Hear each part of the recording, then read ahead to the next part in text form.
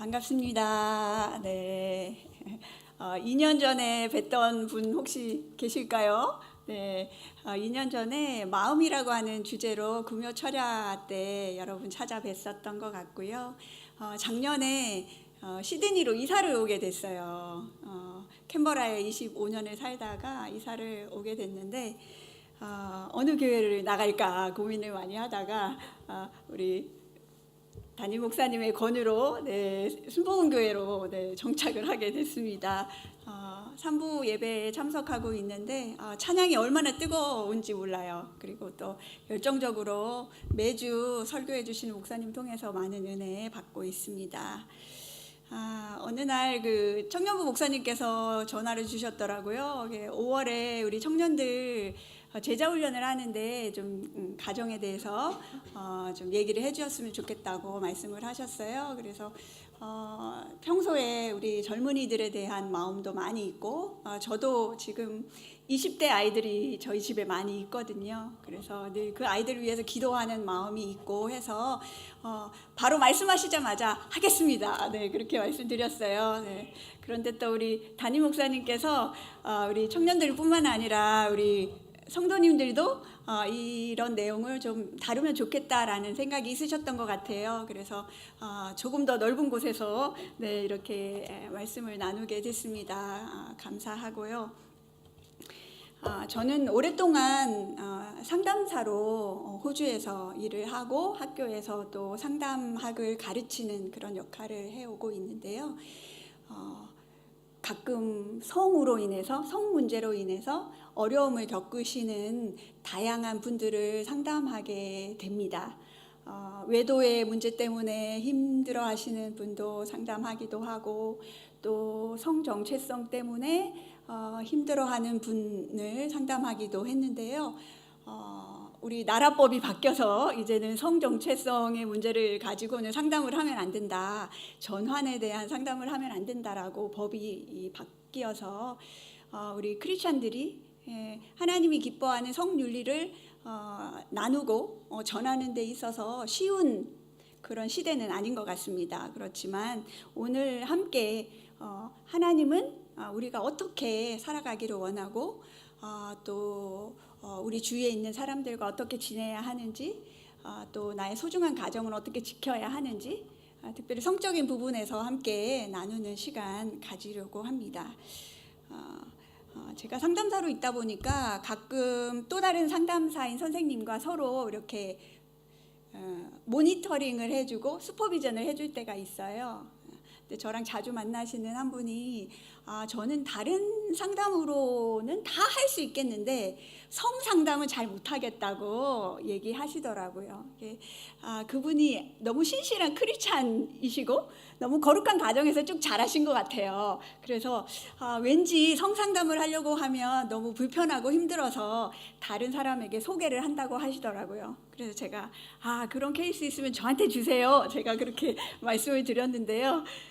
제가 잘 알아서라기보다 너무 중요한 부분이고 또 교회 안에서 많이 다루어지지 않은 영역이고 그렇지만 오늘날 원수가 너무 많이 공격하는 영역이기 때문에 성이라고 하는 주제는 우리가 잘 이해할 필요가 있고 또 하나님 안에서 우리 각자가 가지고 있는 아름다운 성을 잘 지켜나가는 것이 참 중요한 부분이라고 생각합니다. 자, 그러면 저희 함께 오늘 말씀 먼저 보도록 하겠습니다. 에베소서 4장 17절에서 24절 말씀입니다. 함께 읽어볼게요. 큰 소리로 함께 읽어주셨으면 좋겠습니다. 시작. 그러므로 내가 이것을 말하며 주 안에서 증언하노니 이제부터 너희는 이방인이 그 마음에 허망한 것으로 행함같이 행하지 말라. 그들의 총명이 어두워지고 그들 가운데 있는 무지함과 그들의 마음이 굳어짐으로 말미암아 하나님의 생명에서 떠나 있도다. 그들이 감각 없는 자가 되어 자신을 방탕에 방임하여 모든 더러운 것을 욕심으로 행하되 오직 너희는 그리스도를 그같이 배우지 아니하였느니라. 진리가 예수 안에 있는 것 같이 너희가 참으로 그에게서 듣고 또한 그 안에서 가르침을 받았을진데 너희는 유혹의 욕심을 따라 썩어져가는 구습을 따르는 옛 사람을 벗어버리고 오직 너희의 심령이 새롭게 되어 하나님을 따라 의와 진리의 거룩함으로 지으심을 받은 새 사람을 입으라. 네, 이 성경 구절은 에베소서에 나오는 구절인데요. 에베소라고 하는 지역은 상업 도시였다고 해요. 그리고 그곳은 많은 풍요와 물질이 아주 풍성했고요. 또 성적으로도 많이 타락한 그런 곳이었습니다. 네, 그런 곳에 있는 에베소 성도들에게 사도 바울이 너희는 그 주위에 있는 그런 사람들의 영향을 받지 말고 그리스도인으로서 새 사람을 입고 거룩하게 살아라 라고 교회 안에서 그리스도인들이 어떻게 살아야 하는지에 대해서 이야기하고 있는 내용입니다. 제가 이 에베소서 말씀을 읽으면서 오늘날도 참 비슷하다. 아주 풍요로운 시대에 우리가 살고 있죠.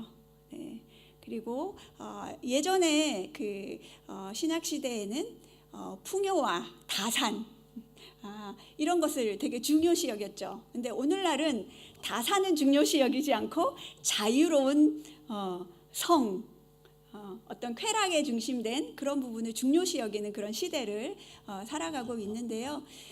에베소 교회가 있었던 그 지역이나 또 지금 우리가 살고 있는 시대나 예전이나 지금이나 성경을 읽다 보면 참 비슷하구나라는 생각을 하게 됩니다.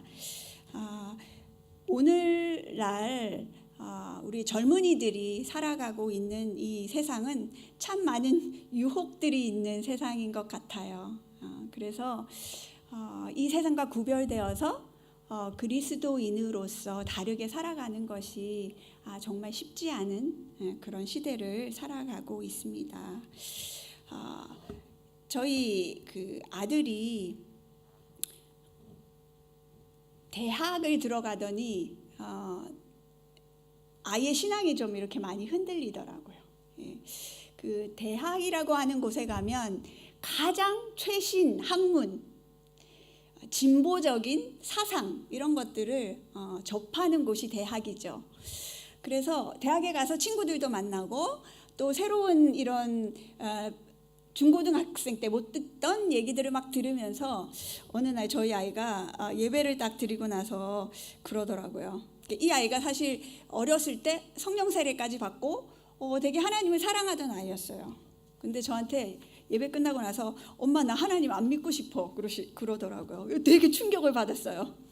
근데 친구들은 너무 자유롭게 여자친구도 많이 사귀고 또 삶을 너무 인조이하는 것 같아. 근데 크리스찬으로서 대학생으로서 자신의 삶은 너무 마음에 갈등이 많은 거야. 하나님은 이렇게 살아라고 하는데 실제 내가 접하는 세상은 너무나 다르고 또 내 친구들, 나와 가까이 있는 친구들은 너무 자유롭게 살아가는 것 같아. 그래서 마음의 갈등 안 하고 차라리 친구들처럼 편하게 살고 싶다고 네, 저에게 얘기를 하더라고요. 그래서 제가 너무 마음이 아프고 속상했어요. 그래서 차를 타고 이제 집으로 돌아왔는데 잠깐 얘기를 하자. 그렇게 하고는 그 아이를 이렇게 불렀어요. 부르고는 약간 흥분된 그런 마음이었는데 아이에게 이렇게 말했어요.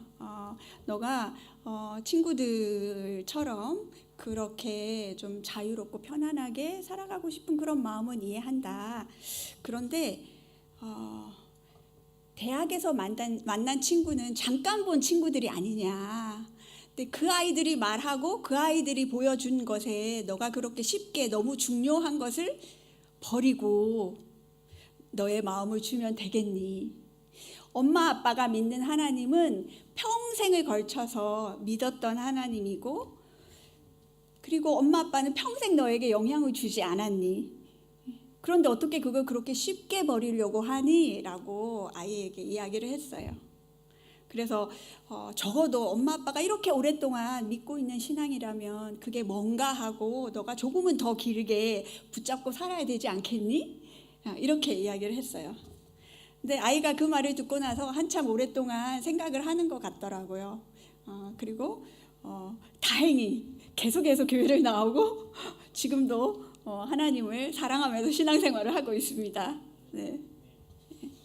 근데 여기 있는 많은 젊은이들도 저희 아들하고 다르지 않을 것 같아요. 네. 세상에서 만나는 많은 주위에 있는 젊은이들이 살아가고 있는 삶이 더 멋져 보이고 더 자유롭게 보이고 또 실제로 우리 젊은이들이 성적으로 엄청 왕성한 나이잖아요. 그렇죠? 네. 그래서 성적인 욕구가 너무 다양하기 때문에 성적인 어떤 행위를 해보고 싶어 하고 또 그런 쪽에 관심이 많이 가죠. 저희 또 제가 자녀가 6명이 되다 보니까 저희 다섯째가 시드니에 와서 교회에서 어떤 남자아이랑 좀 친하게 됐다고 하더라고요. 그래서 친구들 사이에서 얘 둘이 사겨 이렇게 얘기를 할 정도인데, 그래서 제가 너 아직 고등학생이니까 조금만 더 기다리자. 졸업해서 그때 사귀고 싶으면 그때 가서 사겨. 지금은 그냥 남자 친구, 그냥 말 그대로 친구야, 이렇게 얘기를 했습니다. 그런데 가끔 둘이서 도서관에서 공부도 하고 또 피크닉도 하고 이렇게 한 것 같아요. 근데 남자아이가 10대가 제일 성호르몬이 왕성하잖아요. 그렇죠? 사춘기 때. 그러다 보니까 이 남자아이가 자꾸 손을 잡으려고 하고 이렇게 스킨십을 자꾸 하려고 한다는 거예요. 그래서 저희 딸이 집에 와가지고 저한테 엄마, 내가 걔한테 진짜 그냥 친구만 하자고 오늘 그랬어. 그렇게 얘기를 하더라고요. 네. 그리고는 남자친구는 아니야. 그냥 다른 여자친구하고 똑같은 이제 친구 할 거야. 이렇게 얘기를 했는데요. 이렇게 사실 남자 아이들은 조금 더 그렇고 요즘은 여성들도 어떤 성적인 욕구들이 남성 못지않게 사회가 조금 더 개방적이다 보니까 똑같이 성욕구가 크고 또 성적인 활동들을 활발하게 하는 그런 시대를 살아가고 있어요. 그러다 보니까 이런 욕구를 가진 젊은이들이 거룩하게 살아가는 것이 참 쉽지가 않습니다.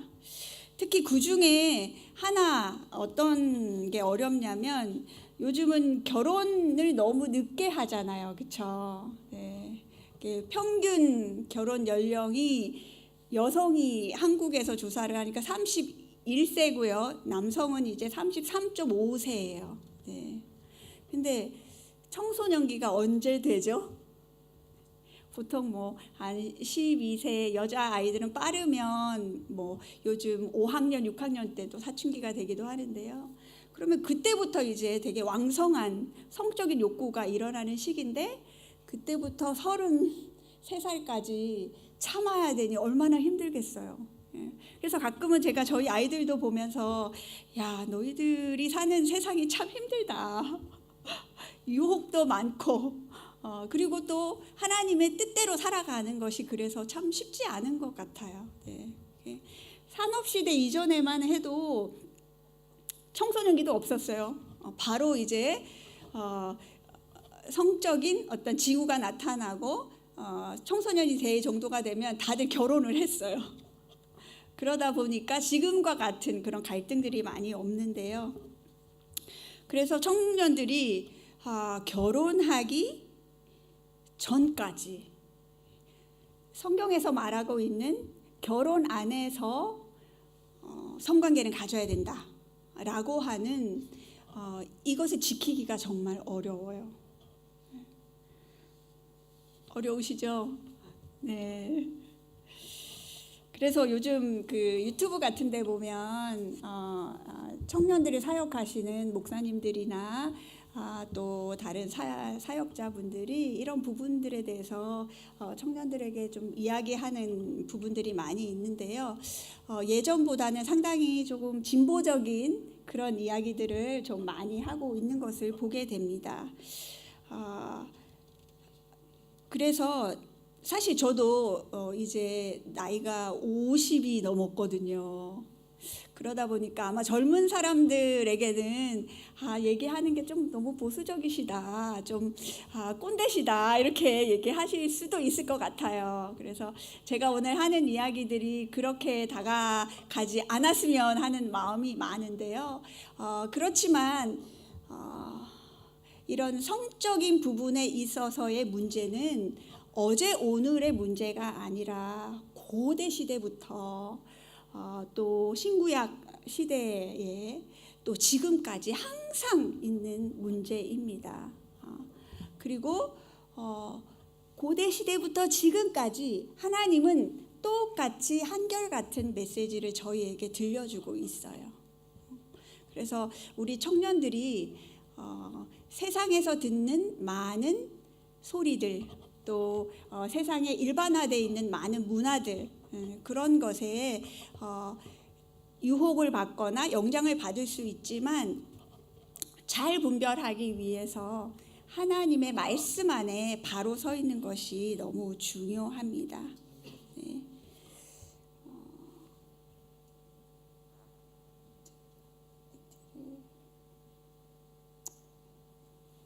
성윤리라고 할 때에 우리가 중요하게 생각해야 되는 것 중에 하나는 뭐냐면 세계관이에요.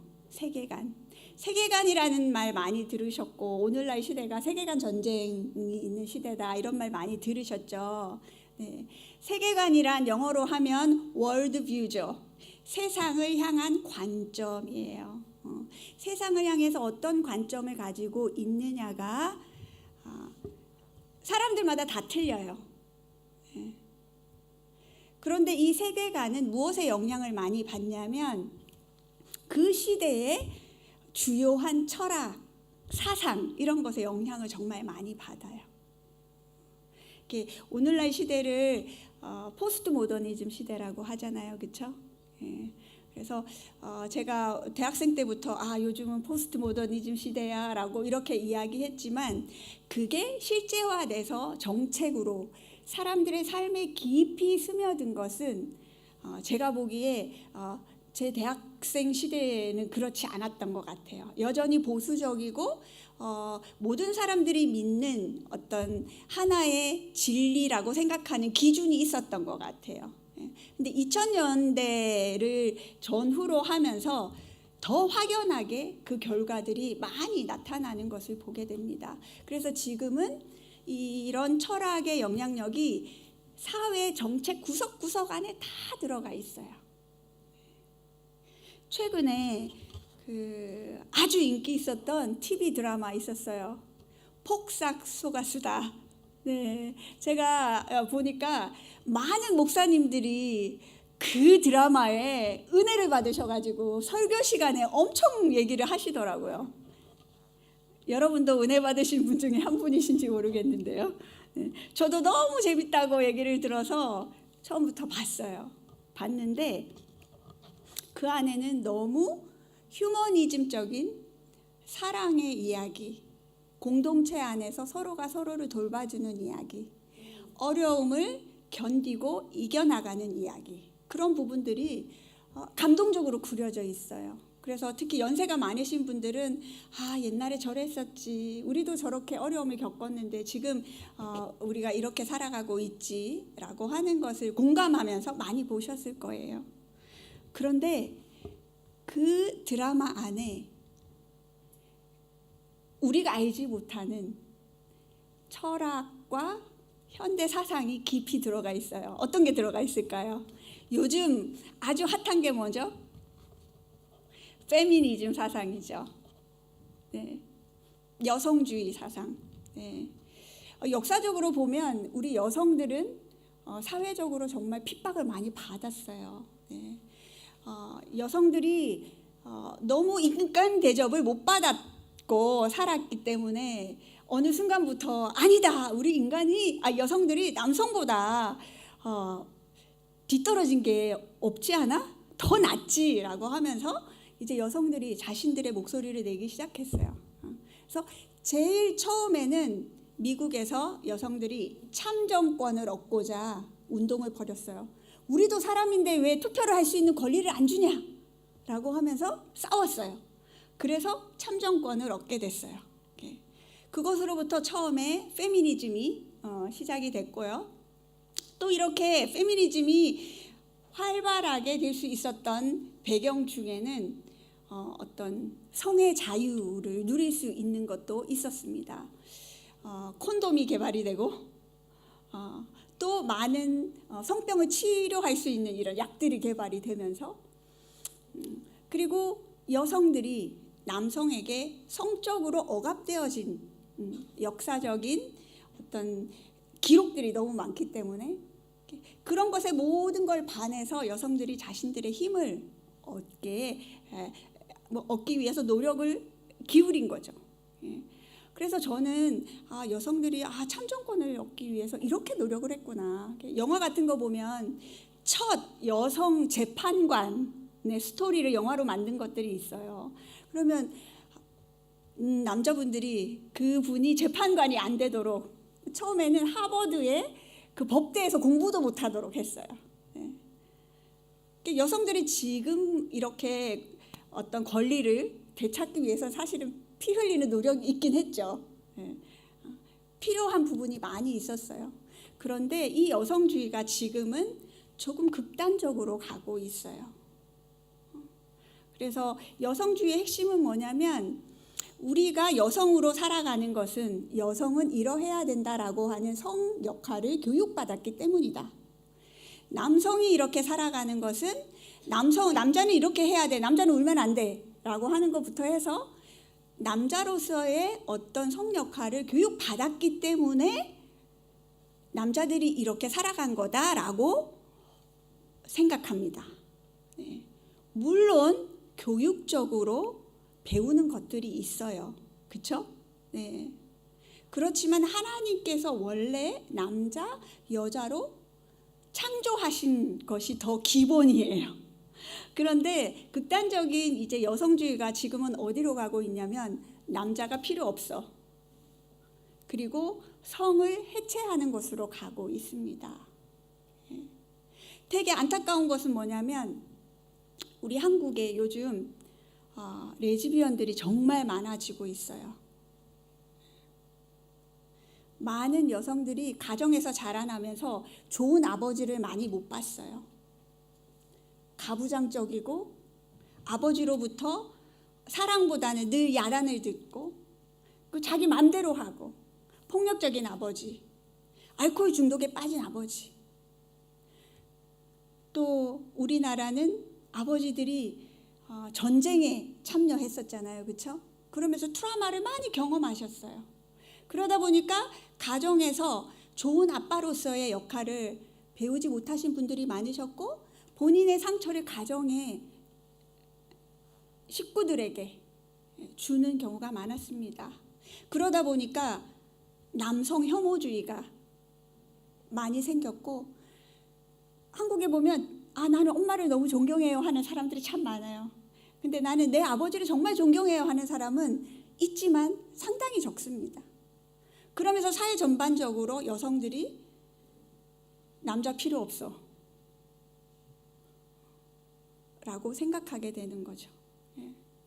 제 주위에 몇 분이나 제 딸이 레즈비언이래요 라고 하면서 마음의 어려움을 이야기하신 분들이 계십니다. 이것이 남의 이야기가 아니에요. 너무나 가까운 곳에서 일어나고 있는 일입니다. 그래서 이 시대에 어떠한 사상이 영향을 많이 주고 있는지를 우리 젊은이들이 좀 구별해야 돼요. 왜냐하면 원수는 그런 사상들을 이용해서 그럴싸하게 좋은 이야기를 합니다. 여성들이 성적으로 억압되어져 있고 차별을 당했으니까 그 억압에서 자유하게 해야 돼. 평등한 사회가 돼야 돼 라고 주장을 하죠. 그 말 자체는 너무 좋아 보이지 않으세요? 그렇지만 그 배경에는 하나님으로부터 오지 않은 사상들이 있습니다. 네오막시즘이라고 들어보셨나요? 요즘 우리 한국에 사회주의의 생각을 가지고 있는 사람들이 아주 많이 주류를 이루고 있죠.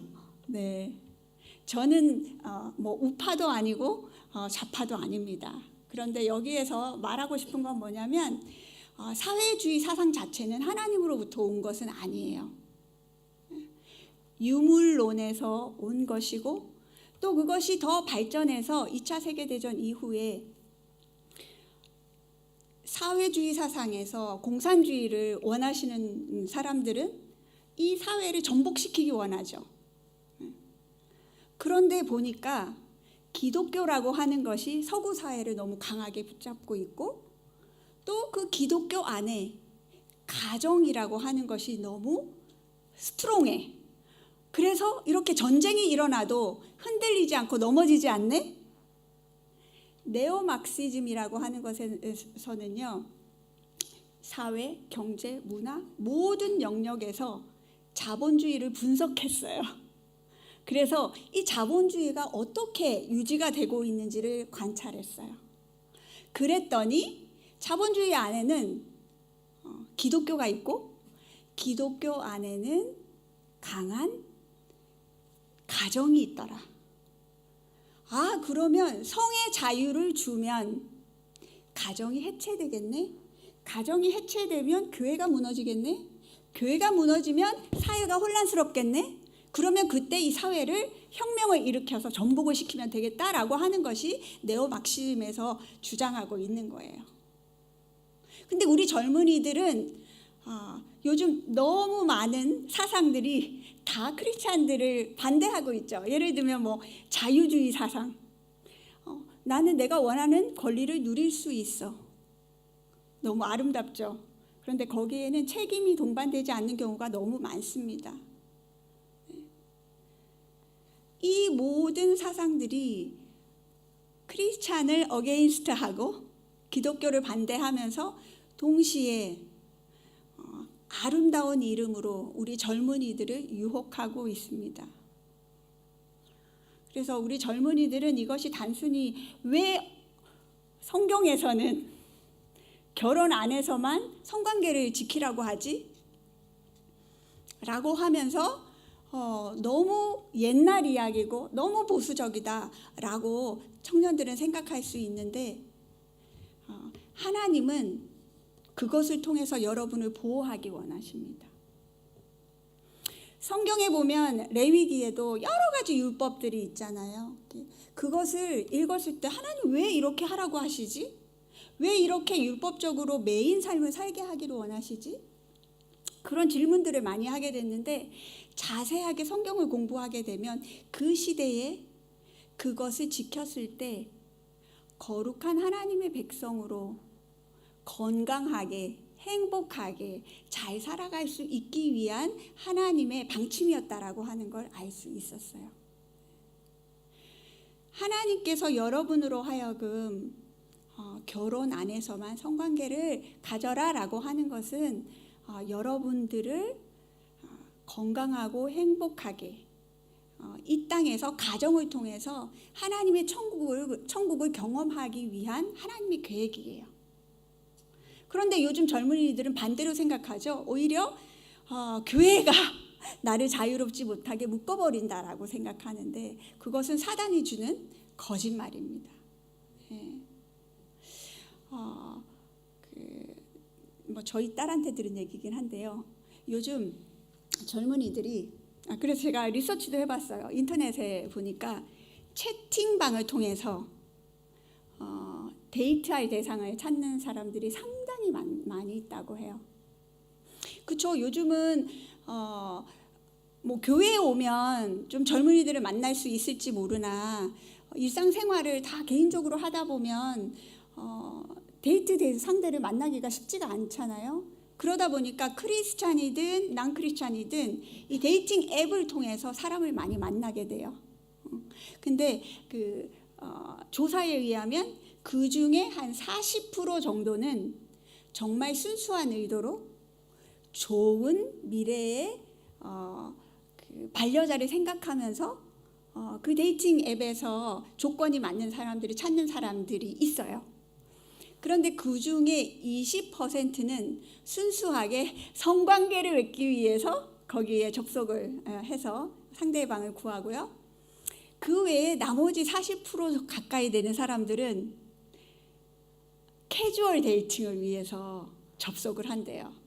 우리 어른들은 캐주얼 데이팅이 뭔가 아시나요? 잘 모르시죠? 네. 캐주얼 데이팅은 뭐냐면 캐주얼하게 반복적으로 만나서 데이트를 하는 대상이에요. 그렇지만 성관계까지 가요. 그런데 서로에 대한 책임이 하나도 없어요. 그래서 어떤 그 청년이 그 데이팅 앱에 들어가가지고 어떤 여성이 이제 조건에 맞고 마음에 들어서 서로 만나기로 했어요. 그래서 서로 만난 다음에 이렇게 얘기했대요. 우리 다음에 한 번 더 만날까? 이렇게 얘기했더니 너는 튜즈데이에 만나는 아이로 해줄게. 그렇게 얘기하더래요. 여자아이가. 네. 한 사람만 만나는 것이 아니라 월요일 만나는 사람, 화요일 만나는 사람, 수요일 만나는 사람 다 다르다는 거죠. 그래서 그 아이가 남자아이가 마침 크리스찬이었어요. 그래서 놀래가지고 이제 그 아이는 더 만나지 않기로 했다고 하는 얘기를 제가 들었습니다. 네. 이렇게 요즘은 젊은이들 사이에 캐주얼 데이팅 또 그 베네핏 with friends라고 하는 개념도 있더라고요. 예, 이건 뭐냐면 진짜 친구예요. 여자친구, 남자친구 그냥 평소의 친구예요. 그런데 성적인 욕구가 있을 때는 서로 잠도 자요. 그런데 서로에게 아무런 커미트먼트가 없어요. 그리고 나서 또 그냥 헤어지고 나면 그냥 친구예요. 뭐 이런 관계도 있고요. 네. 또 젊은 친구들 클럽 많이 가잖아요. 클러빙 하면서 이제 그냥 원나잇 스탠드도 상당히 많이 있습니다. 그런데 어떤 친구 한 명이 이렇게 캐주얼 데이팅을 하던 청년이었어요. 그런데 이 청년이 어떻게 하다가 예수님을 믿게 됐네? 어떻게 해야 될까요? 예수님을 믿고 나서 이제 말씀을 공부하기 시작하니까 성경에서는 한 사람과 또 결혼 관계 안에서만 성관계를 해야 된다라고 되어 있는 걸 알게 됐어요. 그러면서 이 청년이 고민이 너무 많이 생기는 거예요. 캐주얼 데이팅을 너무 오랫동안 해왔기 때문에 그것이 주는 즐거움이 그 청년에게는 너무 많아서 마치 성경에 어떤 청년이 부자 청년이 왔을 때 너가 구원을 얻기 위해서 너가 가진 모든 것을 팔아서 주어라 라고 했을 때 힘들어한 것처럼 이 청년이 나에게는 그건 지금 너무 어려워 라고 하면서 이제 고민에 빠진 그런 부분 청년이 있는데요. 성경에 보면 그렇게 되어 있죠. 다른 죄는 몸 바깥으로 짓는 죄인데 성적인 죄는 몸으로 짓는 죄라고. 사람이 누군가와 성행위를 한다라고 하는 건 아주 깊은 친밀함을 나누는 행위예요. 인격을 나누는 행위예요. 단순히 육체만 함께 나누는 관계가 아니에요. 그래서 캐주얼 데이팅을 하거나 원나잇 스탠드를 한다 하더라도 그 관계로 인한 결과와 영향력은 여러분들에게 그대로 남아 있어요. 하나님은요, 우리가 어떤 죄를 지어도 하나님 앞에 나오면 다 용서해 주세요. 네. 혼절 순결을 지켜야 된다라고 했는데 나는 그게 안 지켜져. 그렇게 못 지키고 하나님 앞에 회개하면 하나님은 또 용서해 주세요. 그렇지만 성경에 은혜가 더하기 위해서 죄를 더하겠느냐라고 말하고 있는 것처럼 우리가 하나님이 기뻐하지 않는 어떤 선택을 하고 어떤 죄를 짓거나 어떤 행위를 하면 그것에 대한 결과는 항상 있어요. 통계에 의하면 혼전 경험이 많은 사람들이 이혼율이 더 높고 결혼 후에 만족도가 더 낮다고 얘기해요. 왜 그럴까요? 예전에 경험한 많은 사람들과의 기억이 있거든요. 그 기억은 여러분의 몸에 기록이 돼요. 뇌에만 기록되는 것이 아니라 여러분의 몸이 다 기억하고 있어요. 그래서 여러분이 안 좋은 중독의 습관, 하나님 앞에 나오면 하나님은 용서해 주시죠. 그리고 그것을 고쳐주기 원합니다. 그렇지만 오랜 중독으로 인해서 여러분의 뇌에 생겨난 시스템, 그것으로부터 자유케 되기 위해서는 오랜 시간이 필요합니다. 특별히 성적인 것은 아주 강렬한 경험이에요. 자극적이기도 하고요. 그래서 오랜 기억으로, 또 때로는 어떤 성병을 옮아오기도 하고, 또는 건강하지 못한 관계를 가지면서 상처를 입게 되기도 하고, 그런 모든 것들이 우리 젊은이들의 삶 가운데 경험되어질 때 그것이 여러분을 보호하고 건강하게 하는 것이 아니라 그것으로 인해서 더 부정적인 영향력들을 더 많이 경험하게 된다는 것입니다. 그래서 여러분들에게 말씀드리고 싶은 것은, 오늘날 시대가 성적인 부분에서 유혹을 너무 많이 받고 또 순결을 지키기가 참 쉽지 않은 시대는 맞아요. 그렇지만 여러분이 말씀대로 하나님의 뜻대로 살려고 한다면 하나님은 유혹이 있을 때 늘 피할 길을 주십니다. 네. 요셉이 어떻게 됐나요? 보디발 장군의 아내의 유혹을 받았죠. 네. 그렇지만 하나님께서 피할 길을 주셨습니다. 네.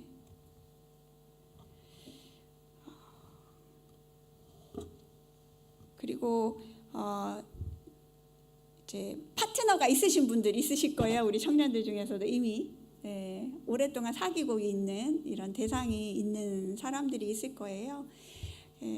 우리 어머님들 또 아버님들한테도 말씀드리고 싶은데요. 이제 우리 부모님들은 사실 자녀를 너무 사랑하기 때문에 자녀들에 대한 기대가 아주 크고 나름대로의 기준이 상당히 높아요. 뭐 이런 조건이 되는 사위나 며느리를 맞이해야 된다라고 하는 이런 생각들이 있으시다 보니까 우리 아이들이 누군가를 만났을 때 허락을 안 하고 반대하는 경우가 참 많이 생기죠. 네. 근데 저는 조금 말씀드리고 싶어요. 만약에 내 아이가 사귀고 있는 청년이 있다. 근데 크리스찬이다. 하나님을 정말 사랑한다. 그리고 두 아이가 정말 순수하게 또 교육자들이나 어른들한테 이런 사귀고 있는 것을 이야기를 하면서 건전하게 그 만남을 시작했다라고 한다면 그것을 좀 예쁘게 바라봐 주시고 또 그 관계가 어느 정도 지속이 된다면 빨리 결혼을 시키시기를 권장드립니다. 네. 고린도전서에 보면 사도 바울이 음행에 빠지지 않기 위해서 결혼을 해라라고 이야기하고 있어요. 성이라고 하는 건 아까 우리 목사님께서 축복이다라고 말씀하셨는데요. 성은 정말 축복이에요. 결혼 안에서 좋은 성관계는 참 안정감과 행복감을 가져다 줍니다. 결혼을 하시면 자유롭게 성행위를 하실 수 있습니다. 또 그것을 더 확장시켜서 아주 좋은 친밀한 부부관계로 더 열매를 맺는 그런 경험들을 우리 청년들은 하실 수 있으니까 하나님 안에서 그런 기대를 좀 가지시고 기도하시면서 청년 때 쉽지 않지만 하나님 앞에서 순결함을 좀 지켜나가는 부분에서 노력하시면 좋겠습니다. 이 성적인 부분에서의 순결은 계속되는 거예요. 혼 전에만 되는 것이 아니라 결혼 후에도 되어져야 하는 것입니다. 배우자에게만 성적인 순결을 지키는 부분을 계속해서 노력해야 되는 부분입니다. 그래서 어떤 목사님이 빨리 결혼해서 성관계를 많이 해라 이렇게 얘기하는 걸 들은 적이 있어요, 청년들에게. 그래서 좀 하나님 안에서 아름답고 건전한 가정을 만들어 나가는 우리 청년들이 되었으면 좋겠습니다. 또 한 가지는 우리 청년들이 너무 오랫동안 싱글로 지내다 보니까 성적인 욕구는 있는데 이것을 어떻게 해소해야 되나 이런 부분에서 어려움이 많이 있는 것 같아요. 그래서 예전에 보면 자유행위에 대해서 이 중세시대나 막 이럴 때 보면 자유행위를 하면 손에 털이 난다. 그리고 키가 안 큰다. 빨리 죽는다. 이런 것들을 통해서 자유행위를 하지 못하게 금했던 이런 부분들이 참 많이 있는데요. 저는 우리 크리스찬 청년들도 아마 이런 자유행위에 대해서 되게 고민을 많이 하실 것 같아요. 남성의 경우에는 10대 아이들 경우에는 거의 이틀에서 2, 3일 정도만 되면 이 정액이 꽉 차가지고 되게 성욕구가 아주 심해지거든요. 그래서 자유행위를 안 하기는 되게 어려워요. 통계에 의하면 거의 남자 아이들은 남 청년들도 그렇고 98%, 요즘은 여성들도 80% 자유행위를 해본 적이 있다 이렇게 통계에는 나오거든요. 그래서 저는 자유행위가 되게 어쩌면 자연스러운 부분이다라고 생각이 들고요. 성경에서도 다른 음행에 대해서는 이것은 잘못됐다라고 이야기하고 있어요.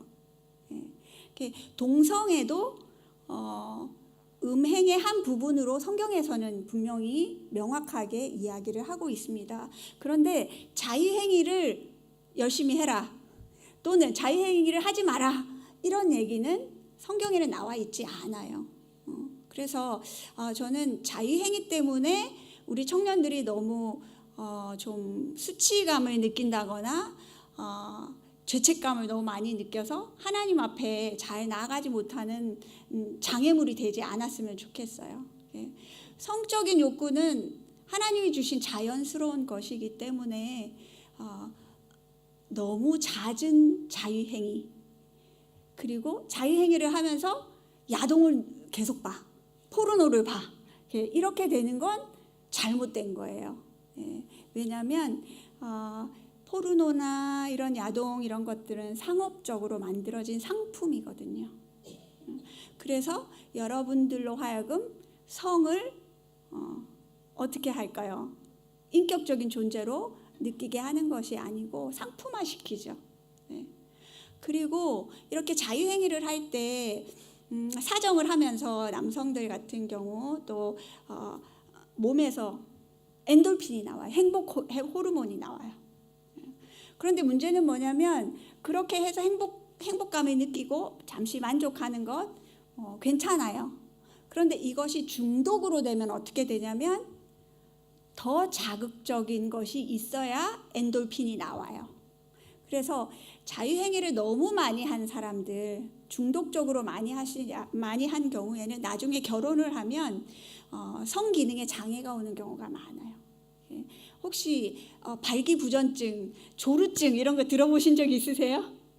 조루증은 뭐냐면 성관계를 충분히 부부가 서로 사랑을 많이 나누어야 되는데 너무 빨리 사정이 되는 게 조루증이에요.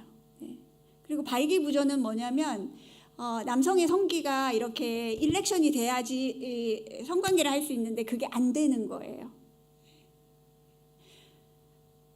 근데 이렇게 자유행위를 많이 하고 너무 야동을 많이 보거나 포르노를 보면 내 뇌가 이런 잘못된 자극에 엔돌핀이 더 많이 나오게 돼서 그런 자극이 없이는 흥분이 안 되기 때문에 부부 사이 안에서 진정한 사랑의 관계를 누리기가 어려워요.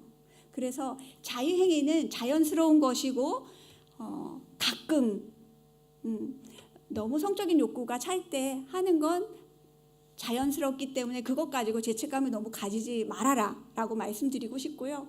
다만 너무 자주 하루에 한 번 이상 하면 조금 중독으로 가고 있다라고 볼 수 있을 것 같아요. 그래서 그런 분들은 내 자신은 난 왜 이것밖에 안 돼, 난 왜 거룩하게 못 살아 이렇게 하시지 마시고 좀 더 바깥에서 하는 활동들, 스포츠라든가, 스포츠도 많이 하면 엔돌핀이 나오거든요, 몸에서.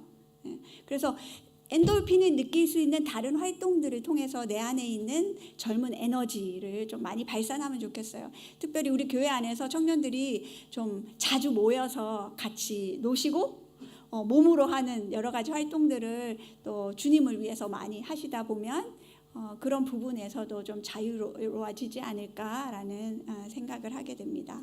예. 그래서 많은 이 자유행위를 많이 하시던 분들이 결혼 후에도 이 자유행위가 중독적으로 되시는 분들이 간혹 있으세요. 예. 그래서 그게 심해져서 예를 들면 뭐 직장을 갔다 왔는데 바로 화장실로 달려가서 자유행위를 하시고 그러다 보니까 아내가 너무 외로운 거예요. 예. 아내를 보면 여자로 안 보인대요. 예. 그러다 보니까 아내에게 동영상에서 본 어떤 행위들을 요청하기 시작하고 아내가 그 부분을 못 맞춰주니까 나중에는 배우자 스와핑까지 이렇게 발전하시는 분들이 있으세요. 너무 먼 얘기 같죠? 네. 그래서 그렇게 되지 않게 하나님께서 부부 안에서 성을 통해서 기쁨과 즐거움을 누릴 수 있도록 하나님께서 우리를 만들어 주셨으니까요. 건강한 방식으로 성을 좀 발산하시고 하나님이 예정하신 부부관계 안에서의 성을 잘 지켜나가셨으면 좋겠어요. 예. 그리고 특별히 결혼하신 분들은 여자분들이 아기를 낳고 나면 이제 성적인 욕구가 많이 없어지는 경우가 많아요. 그래서 우리 한국에 보면 아이를 낳고 나서 섹슬리스가 되시는 커플들이 상당히 많거든요. 그런데 요즘 시대가 어떻습니까? 핸드폰을 하루 종일 들고 있잖아요. 예, 남성분들. 네, 그 핸드폰에서는 수많은 성적인 동영상들이 나와요. 그래서 어떤 여성분들은 상당히 이렇게 나이브하신 것 같아요. 내 남편은 괜찮을 거다 이렇게 생각하시는 분들이 있으시더라고요. 특히 어떤 분들이 그렇게 생각하시냐면 젊었을 때 남편이 나를 너무 사랑해서 열렬히 구애를 해서 그래 너가 나를 이렇게 사랑한다면 내가 결혼해 주지 라고 해서 결혼하신 분들이 있으시죠. 그런 분들의 경우에 배우자를 너무 믿는 경향이 있어요. 네. 아무리 믿음 좋은 배우자도 넘어질 수 있습니다. 네. 이 성경에 보면 다윗과 같은 믿음의 사람도 성적인 죄를 범하잖아요, 그렇죠? 네. 그래서 가정 안에서 아내분들이 또 남성분들이 요즘은 여성들이 더 성적인 욕구가 더 많으신 분들도 간혹 있으니까요. 서로 좀 소통을 하셔서 성적인 필요를 충분히 가정 안에서 좀 채워주는 부분에서 관심을 많이 두시면 좋겠습니다. 네. 물론 교회 안에서 뭐 특별 새벽기도 또 경건함을 특별히 추구하면서 기도할 때 각방을 쓰는 그런 경우가 성경에 있는 것처럼 할 수 있지만 그렇지 않다면 평소에는 내 몸을 나의 것으로 주장하시지 마시고 배우자의 성적인 필요가 어떠한 것에 있는지를 좀 알아보시고 그것을 서로 좀 채워주시는데 신경을 쓰시면 좋겠습니다. 그것이 하나님이 기뻐하는 일입니다. 내 가정이 소중하게 지켜져야 교회도 우리 자녀들도 안전하게 잘 유지될 수 있는 거잖아요. 그렇죠? 네. 제가 조금 두서없이 이것저것 이야기를 하긴 했는데요. 네. 마지막으로 동성애에 대해서 요즘 너무 많이 이야기를 하고 있고 또 성경적인 세계관과는 지금 현재의 그 법제화된 부분들이 너무 많이 다르잖아요. 그래서 아마 많이들 갈등하고 있으실 것 같아요. 어떻게 이것을 받아들여야 되나. 우리 한국에 보면 좀 되게 진보적인 교단에서는 이런 동성애 법을 받아들이는 그런 교단도 있어요. 그리고 똑같이 이런 동성애를 알리는 그런 교육들을 교단 안에서도 하는 그런 곳도 지금은 있습니다. 그래서 무엇이 진짜 참이지? 어떻게 살아야 되지? 뭐가 옳은 거야? 이런 생각들을 많은 사람들이 하고 고민하면서 살아가게 된다고 생각이 드는데요. 동성애자나 우리나 다 하나님 앞에서는 죄인이죠. 그렇죠? 네. 왜냐하면 하나님은 큰 죄나 작은 죄나 다르게 보지 않으세요. 물론 우리가 죄를 지었을 때 그 죄에 따른 결과는 크고 작을 수 있어요. 어떤 죄를 지었냐에 따라서. 그렇지만 하나님 앞에서는 우리 모두는 다 죄인이고 또 하나님의 무조건적인 사랑을 받고 있는 사람들입니다. 그래서 우리 교회 안에서도 동성애자들이 교회에 왔을 때 좀 색안경을 끼고 바라보지 않았었으면 좋겠어요. 네. 겉으로 사실 딱 보면 동성애를 하시는 분들이 일반 사람들하고 약간은 다르게 보이는 부분들이 있기 때문에 딱 보면 벌써 마음으로 쟤 뭐 이렇네 이렇게 얘기하는 부분이 바로 나오기 마련인데요.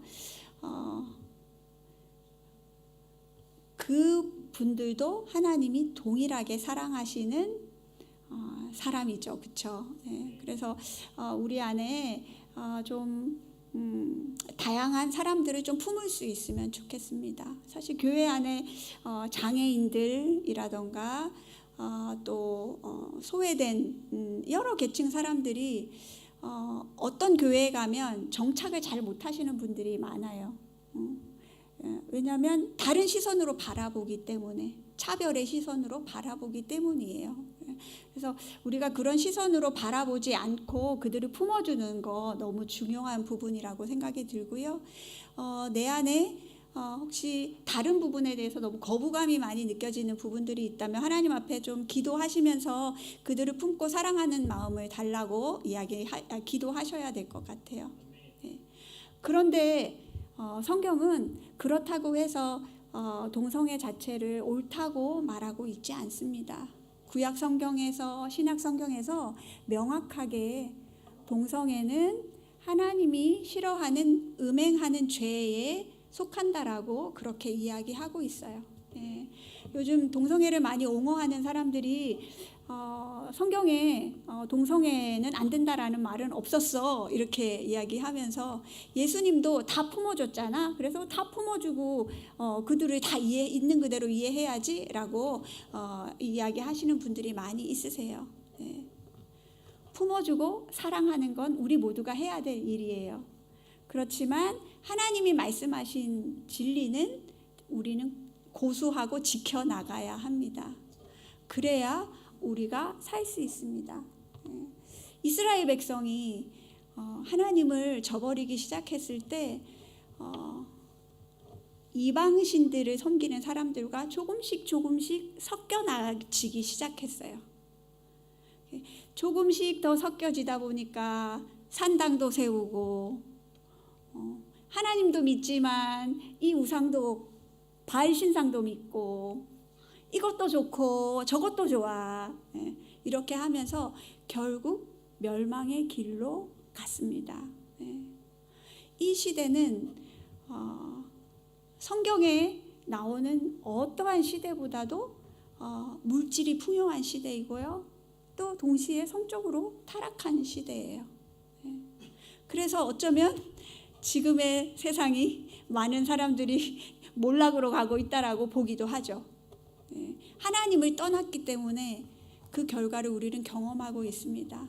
그렇지만 성경에는 하나님은 항상 우리에게 은혜를 주시는 분이세요. 우리가 회개하고 하나님 앞에 돌이키면, 너희가 돌이키면 내가 회복하고 너희를 용서하시겠다고 하나님은 항상 말씀하세요. 그리고 하나님은 거룩하신 분이시잖아요. 그렇죠? 예. 우리 기독교처럼 거룩한 종교가 사실 없습니다. 예.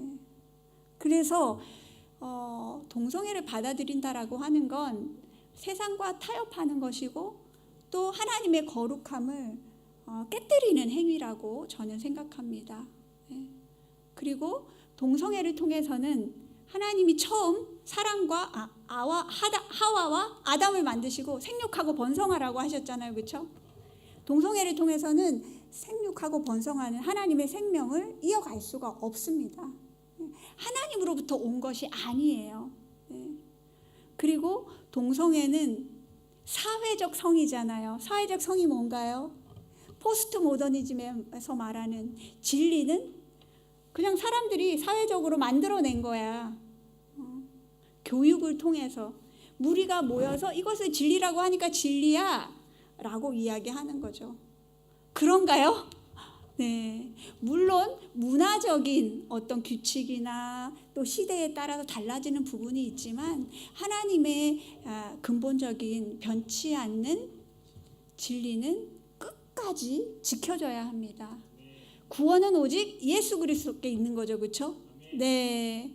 하나님이 태초에 남자와 여자를 창조하셨고 그 진리는 끝까지 유지되어야 합니다. 그렇지만 아까 말씀드린 것처럼 우리는 정말 이 세상의 법도 존중하면서 나아가야 되기 때문에 뱀처럼 지혜로우셔야 되고요. 또 동성애의 문제를 가진 사람들을 차별 없이 정말 사랑하고 품을 수 있어야 합니다.